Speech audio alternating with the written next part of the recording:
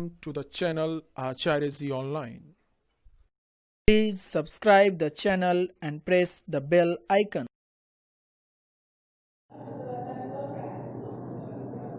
नमस्कार भैया बहन, अभी के क्लास में पुनः एक बार आप लोगों का हार्दिक स्वागत है, अभिनंदन है।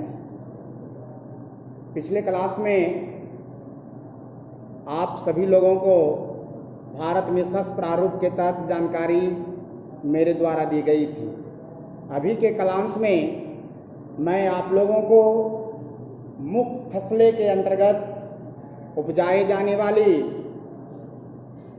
या ली जाने वाली फसल के बारे में मैं आप लोगों को जानकारी दूंगा।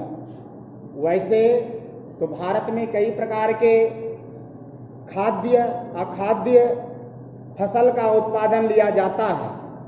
कुछ रेशे वाली फसल का भी उत्पादन लिया जाता है। साग सब्जियां, फल फूल का भी उत्पादन जो है बड़े व्यापक पैमाने पर हमारे देश में ली जाती है, क्योंकि हमारा देश भौतिक विविधताओं एवं सांस्कृतिक बहुलताओं वाला देश है। लेकिन आपको यह जानकारी होनी चाहिए कि हमारे देश में जितने भी कृषि योग्य भूमि है, वह तमाम कृषि योग्य भूमि पर एक प्रकार का फसल का उत्पादन नहीं लिया जाता है। यह फसल का अनेक प्रकार का जो उत्पादन एवं अन्य प्रकार के विभिन्न प्रकार के उत्पादन लेने की जो प्रक्रिया है, यह खास करके कुछ कारकों पर निर्भर करती है। पहला जो कारक है वह मिट्टी के प्रकार पर निर्भर करती है। जिस क्षेत्र में जैसी मिट्टी पाई जाएगी, जैसी मृदा पाई जाएगी, वहां उस प्रकार का फसल का उत्पादन प्रमुख रूप से लिया जाएगा। दूसरा जो कारक है वह जो है जलवायु। कृषि को प्रभावित करने वाले दूसरे सबसे बड़ा जो प्रभावकारी कारक है वह क्लाइमेट है, जलवायु है। जिस प्रदेश या जिस देश में, जिस स्थान विशेष में जैसी जलवायु मौसम रहेगा, वैसे जो है कृषि कार्य किए जाएंगे। तो इस तरह से प्रमुख रूप से मिट्टी के प्रकार, जलवायु एवं तीसरा जो है कृषि पद्धतियों पर निर्भर करती है। कृषि पद्धतियों पर भी जो है फसल उत्पादन करने की प्रक्रिया निर्भर करती है। इस तरह से हमारे देश में जितने भी प्रकार के खाद्य अखाद्य रेशे वाली जो फसल का उत्पादन किया जाता है, रबी खरीफ या जायद फसल का उत्पादन किया जाता है, यह फसल प्रमुख रूप से 3 प्रकार के कारकों पर निर्भर करता है। पहला मिट्टी के प्रकार पर, दूसरा जलवायु और तीसरा जो है कृषि की पद्धतियों पर निर्भर करती है। और इसी के तहत जो है हमारे देश में, हमारे देश के अलग अलग क्षेत्रों में, हमारे देश के अलग अलग प्रदेशों में अलग अलग प्रकार के समय टू समय, टाइम टू टाइम अलग अलग प्रकार के जो है कृषि कार्य किए जाते हैं। चौथा जो कारक है वह जो है प्रौद्योगिकी। प्रौद्योगिकी भी एक महत्वपूर्ण फैक्टर है कृषि उत्पादन के लिए। जिस देश में जितना टेक्नोलॉजी होगा, जितना प्रौद्योगिकी का इस्तेमाल होगा, वहां पर उतना ही वाणिज्यिक, व्यापारिक एवं रोपण कृषि जो है प्रमुख रूप से जो है उत्पादित किया जाएगा। जिन क्षेत्रों में प्रौद्योगिकी का अभाव होगा, जिन क्षेत्रों में टेक्नोलॉजी का अभाव होगा, वहां परंपरागत एवं जो है जीवन निर्वाह कृषि ही केवल किए जाएंगे। वर्तमान समय में जरूरत इस बात की है कि बंजर या जो कृषि अयोग्य भूमि है, उनको भी वैज्ञानिक पद्धति एवं टेक्नोलॉजी के माध्यम से, रासायनिक उर्वरक के माध्यम से उसको उपजाऊ भूमि में बदल करके अधिक से अधिक उत्पादन लिया जाए, ताकि खाद्य सुरक्षा जो है सभी लोगों को जो है मुहैया कराया जाए। खाद्य सुरक्षा के दायरे में जो है सभी प्रदेशों को जोड़ा जाए। इस तरह से मुख्य फसल के रूप में चावल, गेहूं, मोटे अनाज वाली फसलों में मक्का, ज्वार, बाजरा, विभिन्न प्रकार के दाल वाली फसलें, तिलहन, दलहन, गन्ना, चाय, कॉफी, जूट, मूंगफली, सोयाबीन इत्यादि की प्रमुख रूप से जो है अलग अलग क्षेत्रों में जो है खेती की जाती है। आज के क्लास में मुख्य फसल के रूप में मेरे द्वारा दो प्रकार की फसल का जो है अध्यापन कराया जाएगा।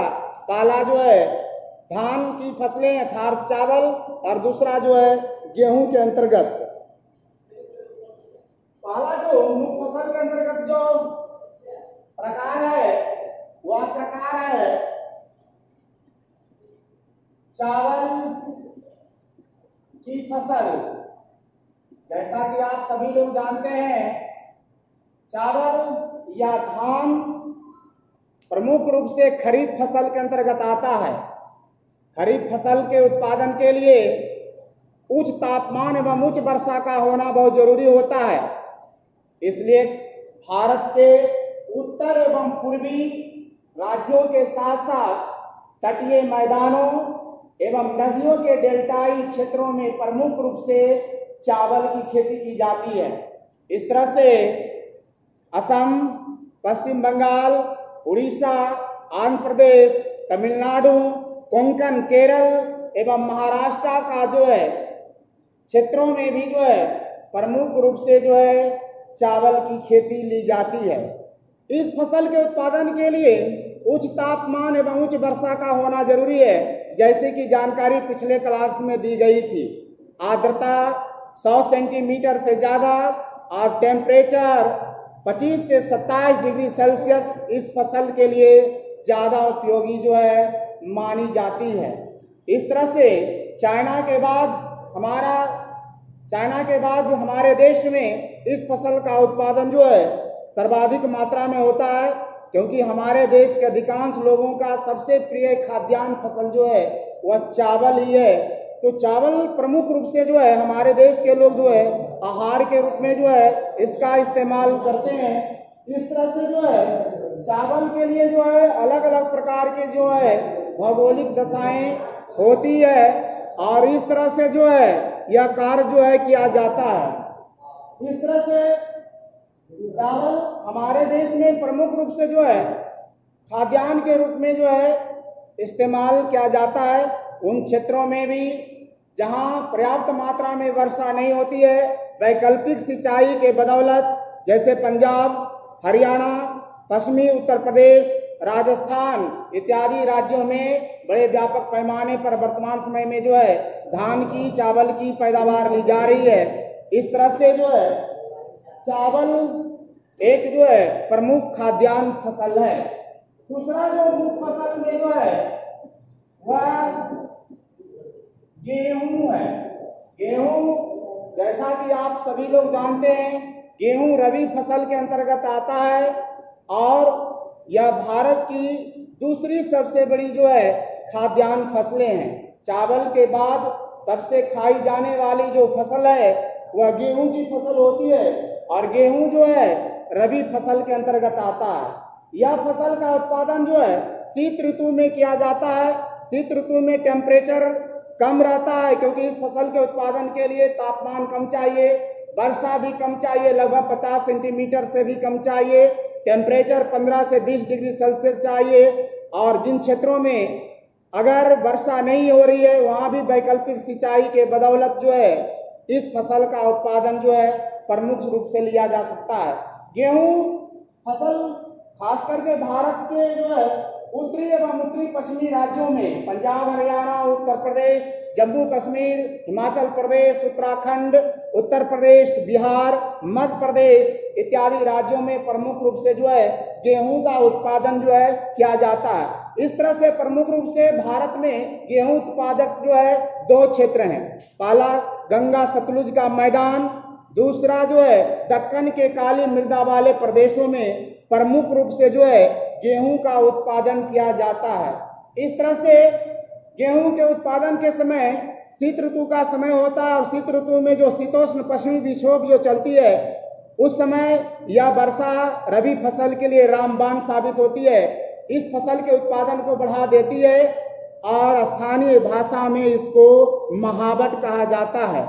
इस तरह से अभी के क्लास में आपको मुख्य फसल के अंतर्गत चावल और गेहूं के उत्पादित क्षेत्रों इसकी भौगोलिक दशाओं एवं उत्पादन की प्रक्रियाओं के बारे में जानकारी दी गई है।